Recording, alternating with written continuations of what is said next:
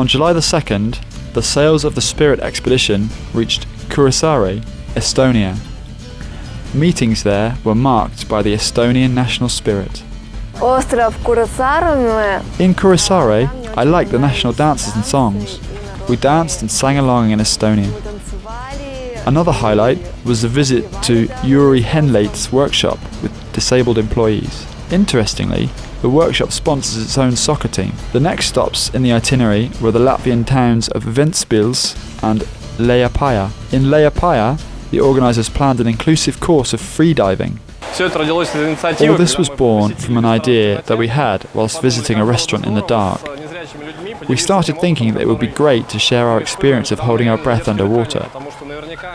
We were sure that they would be able to tell us much more about their feelings than non-disabled people.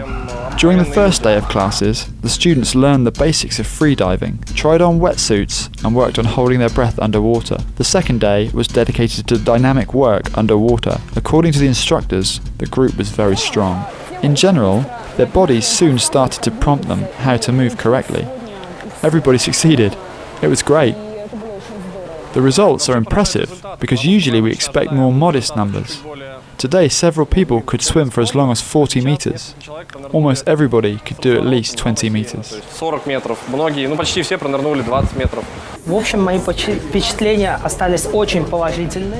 In general, I'm left with a very good impression.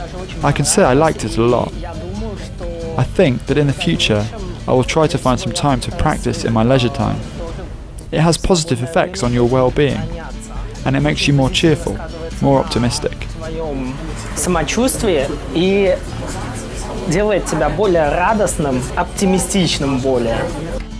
This freediving course was designed not as a one-time event. Instructors from Riga and Liepaja joined the course to develop inclusive freediving in their respective home cities. One of the strongest moments was a visit to the social centre of Maris Cerulis, the head of the Liepaja Society of the Blind. This is a social centre where blind people and people with different disabilities may learn about plants and animals and how to take care of the house and garden. Touch, what is this? Tell me, what is this? This fence helps a blind person to come and smell and taste. There are things to taste too. That's why it's called a sensory garden. And it is also accessible for wheelchair users, as they do not need to reach too far out for a flower or a sprout. For the visitors of the centre, there is a special path which resembles a quest in the dark. Sighted people walk on it with blindfolded eyes. If you step on this, what does it mean?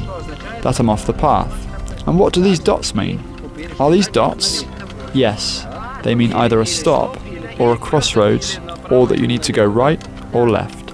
Some segments of the path were more difficult than others. In order to pass through them with no vision, one had to be attentive, brave, and well coordinated. Wait, and where is more? The expedition left Liepaja on July the 10th. The next stop was Klaipeda, where members spent just one day that was highly packed with events. A round table, a meeting at the city hall, and a visit to the special library for the blind. The day concluded with an inclusive concert. At night, the expedition headed towards its final destination point, Kaliningrad, having left behind 5 countries and many bright moments.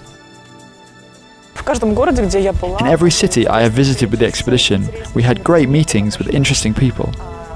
In different countries, people live differently. They think differently, meet us differently. But every time it is so great, incredible. Each time you learn something new and unexpected. Before the final leg of the expedition, the captain, Rainis Mažulis, invited Uldis Mažulis to control the steering wheel.